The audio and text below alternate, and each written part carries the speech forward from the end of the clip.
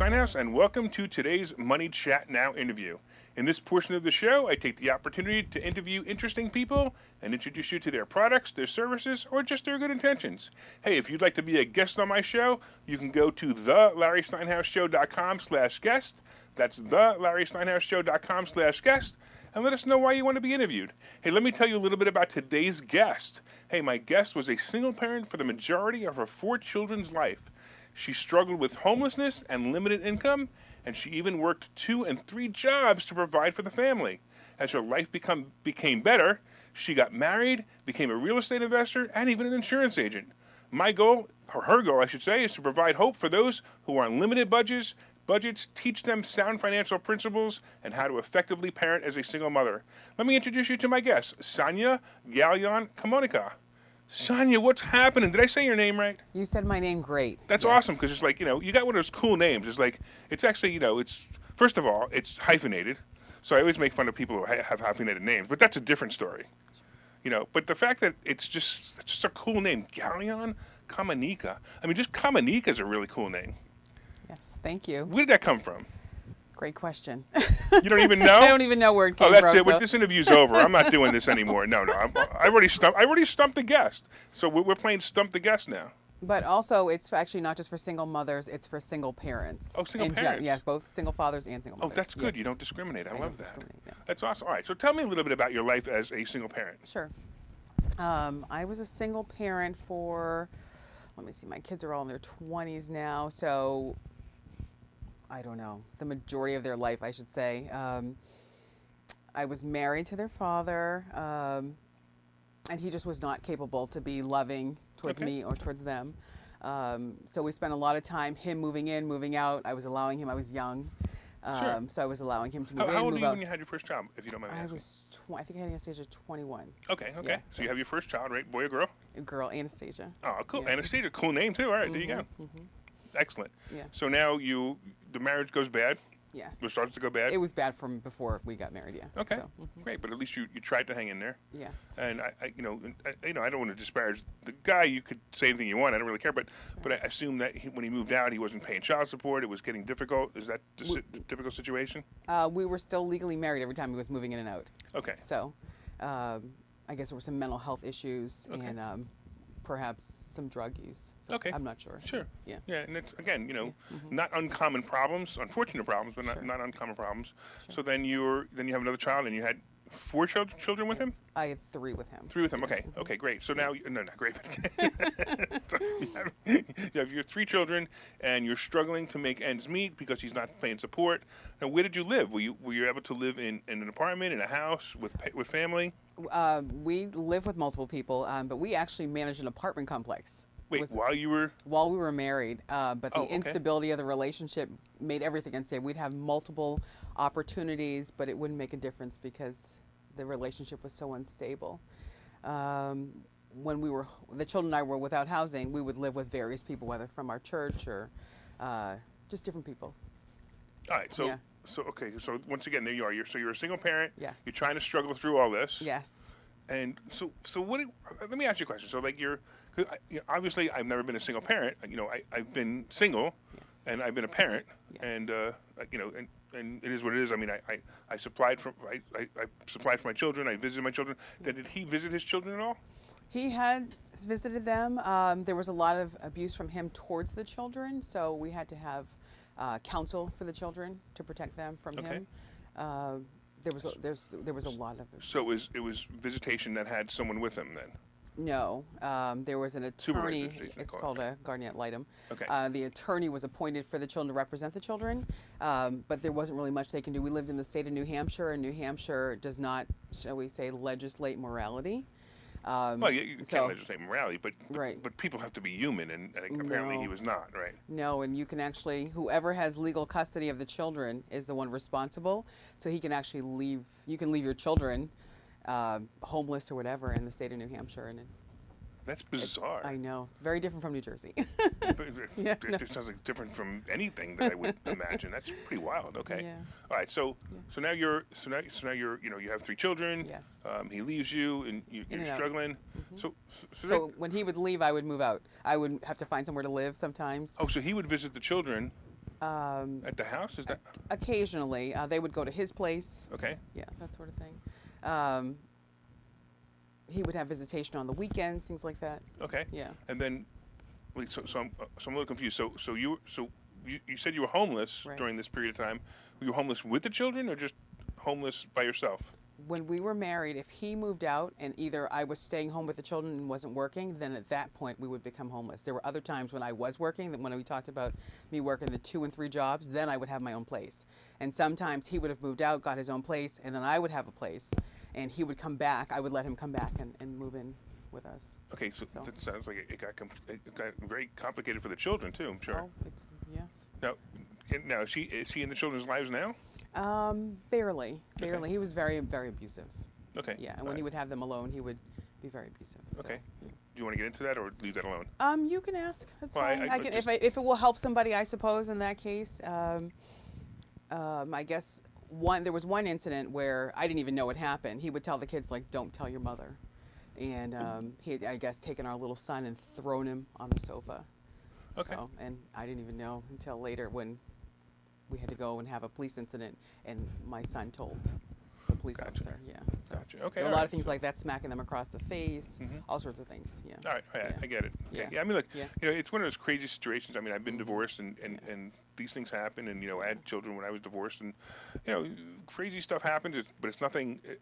I mean, there's abuse, and then there's deadly abuse. Yeah. And not that I'm saying that abuse is a good thing. It's not, Mhm. but I'm always thank God it's not deadly abuse. Right. Because those are things that you cannot recover from. So I appreciate that. So now you decided to write a book, right? I did. All right. So tell me about this book. What's the Okay. name of it? The name of the book is 10 Things I Wish I Knew as a Single Parent. And had I known these 10 things, then I would not have put myself constantly back in that situation. So So you got to tell me, what are they? the first one is a life insurance policy will change your life. A life insurance policy. Yeah, No, it's wait. something. You have to explain this one, because if you're a single mother, you Mhm. have no income. Number one, how are you affording life insurance? And secondly, how can it change your life? Right. Question number one, most single parents are not without income, first of all, and many of them actually Fair enough, are doing okay. financially enough, okay.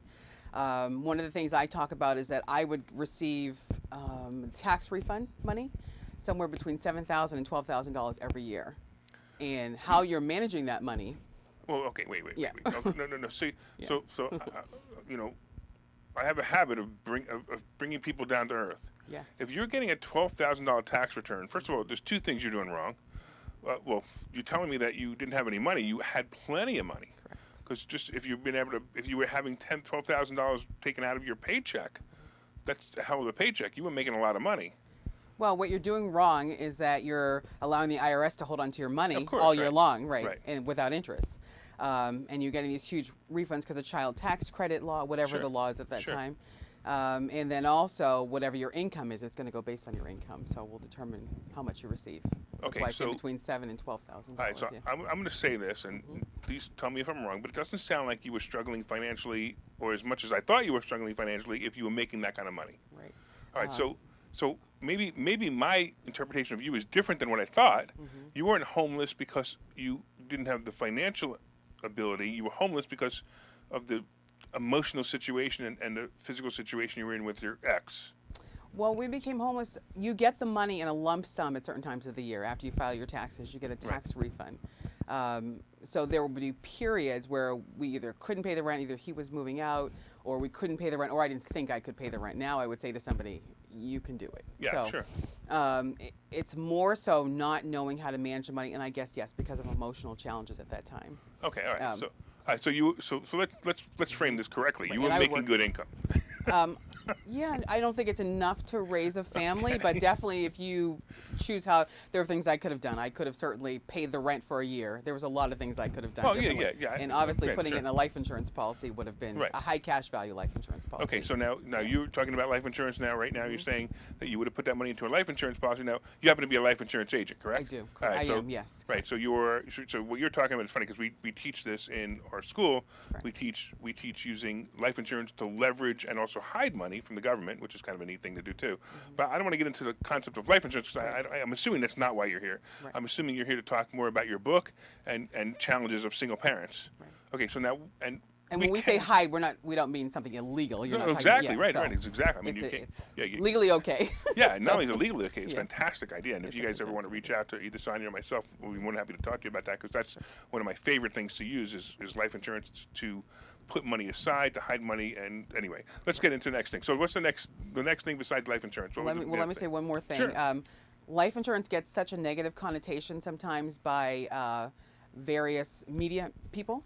I'm not going to mention. You the mean name. like Dave Ramsey? Yeah, I do mean him in okay. particular. And most of us who understand this concept, we put it in the end of the book. But I said, no, I'm going to explain to them that this is actually the foundation for everything else that you want to do, is you need to have the life insurance Absolutely. if you qualify. Right. Okay, but go All right. ahead. So then now, next thing would be what? Working to the point of exhaustion. Don't work to the point of exhaustion. Okay. Working hard is not going to improve your financial situation. Just working hard alone. So it's funny because I always use the term working hard. Now, the guy who picks up the garbage every day and has to lift up the 50 to 100-pound garbage cans, to me, that guy's working hard. Sure. But I'm here at 3:30 in the morning doing my show every day, and sometimes I'm working till 10 o'clock at night. Absolutely. Do you consider me working hard? I consider both people working hard. Good. So- Right, good, exactly. So, and it doesn't mean hours doesn't mean anything either. It really depends on what you are, and so I don't know. To me, I enjoy what I do. Right. So I will work many hours, most of it unpaid hours. Right. One of the things I do talk about is that working in certain dead-end jobs, it creates a lot of challenges within your family. Because when you're working these jobs, you're confined to a certain time frame, and if your children get sick or there's any sort of issue, then your job is now in jeopardy, or you have to work 2 and 3 of them in order to make your ends meet. Okay, So, gotcha. Sure. Yeah. All right, and what's the next one? I'm trying to remember them all. Oh, that's okay. That happens. Yeah. It's funny. I put people. Well, People. Some I've of done the that highlights. Some of the highlights Right. are I tell a story about a woman who was making $20,000 as a waitress, who now has an empire in real estate, Oh. and she was leveraging your tax refund to buy assets. So the real cool thing is you are a real estate investor. Yeah. That's the real cool thing. I'll tell you what we're going to do. We're going to take a quick commercial. Sure. And we come back. I want to talk to you about being a real estate investor because you know what? I got to tell you something. You were a pretty cool single mother, whether you realize it or not. When I look, just from what you're telling me, I mean, I realize while you're living through it, it's really rough. But you, not only did you survive it, it sounds like you thrived through it. And no, you didn't. I'm learning this stuff now. That's You why learn- that's why I wrote the book. okay. Oh, I now I didn't get know it you. at the time. Oh, now I got 10 it. things Okay. I wish I knew as a single parent. Oh, okay, I got you. Okay, I'll tell you what. Let's take the commercial. When we come back, we're going to talk about why you wish you knew it and why it was different. All right, we'll be back in 1 minute. Okay, so you thought about buying and selling real estate. You've thought about investing in the stock market, but don't know where to start. Well, what if you could find a place to unlock strategies to master both real estate and the stock market, all without the headache? That place is Investor Schooling, hosted by Larry Steinhaus, an expert in real estate, financial literacy, and the ins and outs of the stock market. You can attend Investor Schooling in person or online 8 times a month. You can and will learn how to make money in real estate, and you will learn mastery of stock techniques such as options and covered calls. You will even get a chance to ask one of your burning questions to the stock options sultan, the master of picks and plays. Call 866-424-2829 for free information and receive a complimentary pass to attend classes, or register online at investorschooling.com. Don't delay. These passes are limited. So what are you waiting for? Call 866-424-2829. That's 866-424-2829. Or visit investorschooling.com. That's investorschooling.com.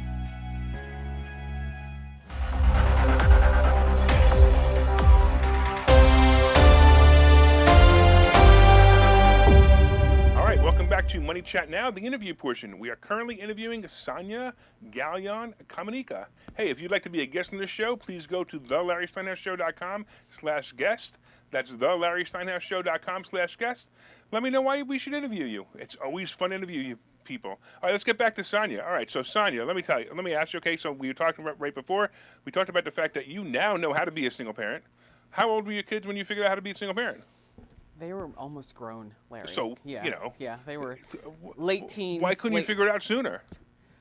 I think we're so wrapped up in the finances and the lack that we're not able to focus. Yesterday I was with somebody, and she has 3 small children. She has a 7 or 8 month old, a 3-year-old, and an 8-year-old.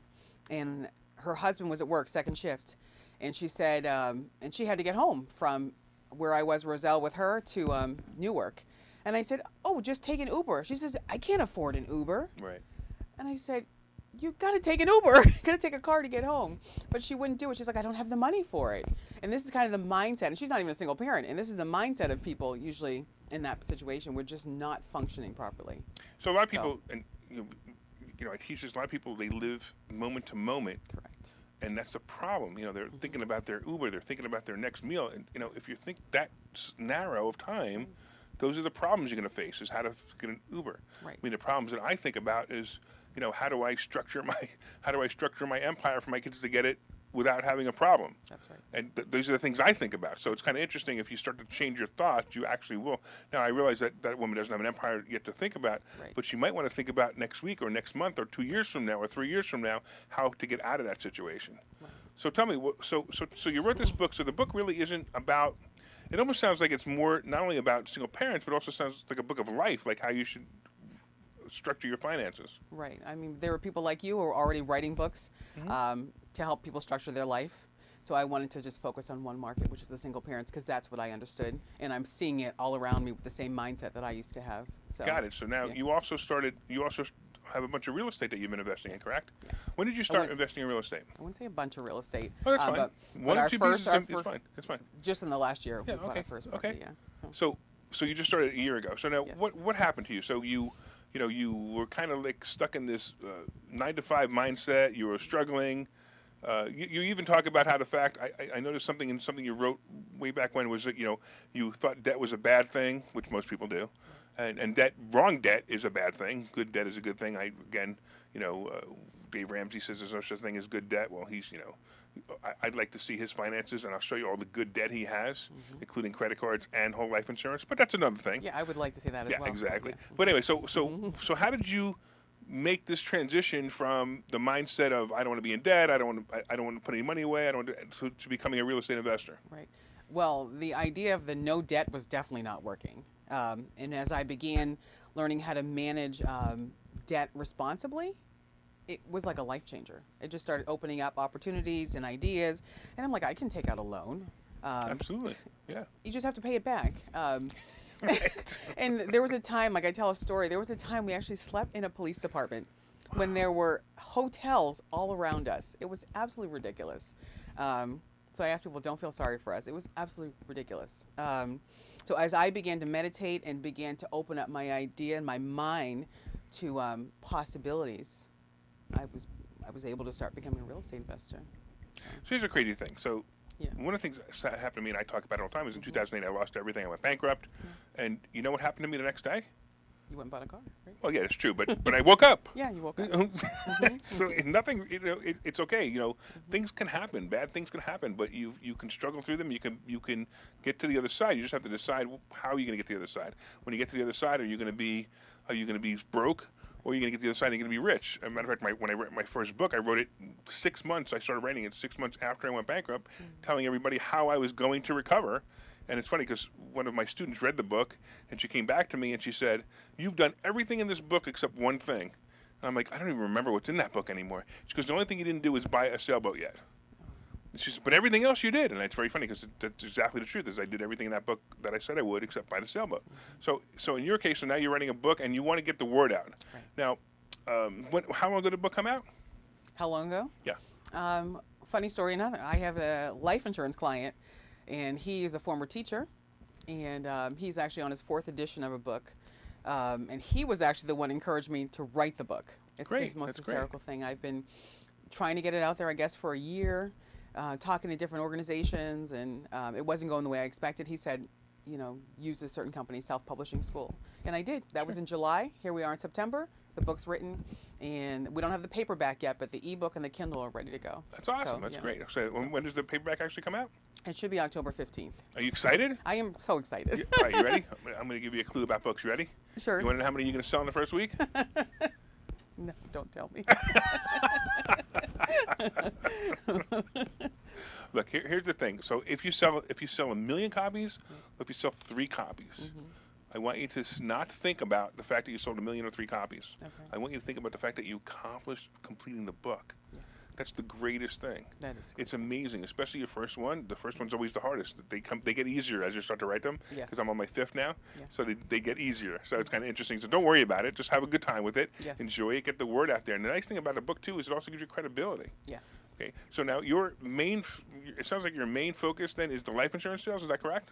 No, it's real estate as well. It's Okay. really just guiding the single parents. I mean, there are things I talk about, letting the children be more independent, letting the children come up with business ideas, creating a family bank. There's a lot of stuff I talk about in the book. Well, let's So- talk. Well, so you're saying have the family create a family Create bank. a family bank. Tell me about that. Yes. It begins with one life insurance policy. It's something where everybody in the family has a bank, has a life insurance policy. You become the bank because now instead of going to the bank to put your money in there first, you actually decide, I'm going to create a policy, I'm going to use this life insurance policy, and I'm going to withdraw money from this policy to pay for everything that I need, whether it's my cars, a down payment on my house, to purchase a house is also a possibility, whatever you need it for. You start structuring your life annually. I put the money in, I take a portion out, I pay my electric bill, pay whatever it is I need to pay. So you're using the And life you're insurance using the policy as infinite banking. The infinite banking. yes. Fantastic. I love Correct, it. yeah. I love it. That's fantastic. It's one of the principles we teach in investor schooling. I wrote a whole chapter on it in my book too, so I totally understand what you're doing. I love it. It's it's funny because so many people out there are like, you should only buy term insurance. Well, that's fine. You could if you have just a immediate need for life insurance, you're absolutely correct. But if you want to use and leverage whole life insurance, it's an amazing product. Absolutely. And once people understand it, now it sounds like, and it's rare that I come across someone who fully understands how whole life insurance works. It sounds like you're one of them, which I'm very happy to hear, because now I know 2. Besides and me, I know 3. You know what I mean? Don't rule out the term. Don't rule out the term policies. No, it's an important piece. It's an important piece of finance, but it's for a short period of time, Right. and it's used specifically for life insurance. Right. But the whole life policy, the internal engine, of the whole life policy, is so different than anything else out there. I know. And I love it. I mean, it's one of the concepts we teach. Right. We teach it. We teach it. We tell you to do it the right way. Right. And if you do it the right way, and if you have the right agent who understands it, That's right. then it really works out really well too. And I assume now you're working for a brokerage, or you're working for a specific company? No, I'm independent. Okay, so Yeah. you can sell multiple policies, multiple companies. Correct. And even for people that no medical underwriting, I can do that. For people who have some major health issues as well, I have policies for that, 50 and over. So, That's awesome. Okay, yeah, great, so- excellent. All right, so let's talk. We got a few more minutes left. Right. Let's say you were about to advise a 19-year-old who's pregnant. Okay. Okay, what would you recommend that she do? I'm not talking to life insurance, but I'm talking about mentally. Right. I'm talking about how to raise the child and things they should know. Even if you were going to talk to your 19-year-old, your 21-year-old self, Right. What would you say? I would say, first of all, be grateful. I think children are a gift from God. Be grateful you have that child. Do the best you can. Take care of your health. Take care of the child. Be happy. Set up a life insurance policy as soon as they're born. Well, they should set up a life insurance policy, not just for Right. For both for the you, child but and for if something happens yourself. to you as a Right. parent. Look, again, we talked about term. That's fine. Right. Just have something just in case. You're absolutely correct. Right. Unless the parents, unless the parents of the mother have already said that they would step in. Right. And financially, it won't be a problem for the children or the parent of the Right. of the pregnant mother. Got it right. Right. I mean, I have a client recently who the husband just passed away due to a motorcycle accident. He left behind 2 twins, 2 4-year-old twins, and the wife. So get something in place. Ideally, I would say leverage that tax return. Buy some real estate for you and the child. Buy it while you're young. Do as much as you can while you're young, while you're healthy. I guess would be my biggest thing. Take time for yourself. You don't need a partner. Don't think you have to have somebody in your life. So, and the sky's the limit. The sky's the limit. So it depends on how they got in a situation. So, of course, All right. So got to sit down with people. You can't just No, give I- a blanket statement. Yeah. I agree. I mean, you see a lot of single parents who struggle, and they struggle mentally more than they struggle financially. Now, don't get me wrong, they struggle financially.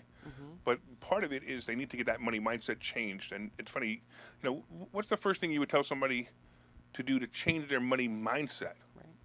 I personally would recommend meditation. Oh, really interesting. Okay. I've read the Bible for many years, probably 40 years. Read the Bible, praying, but nothing changes your mindset like calming the mind with meditation. There's nothing like it. So So do I you would have strongly a, recommend it.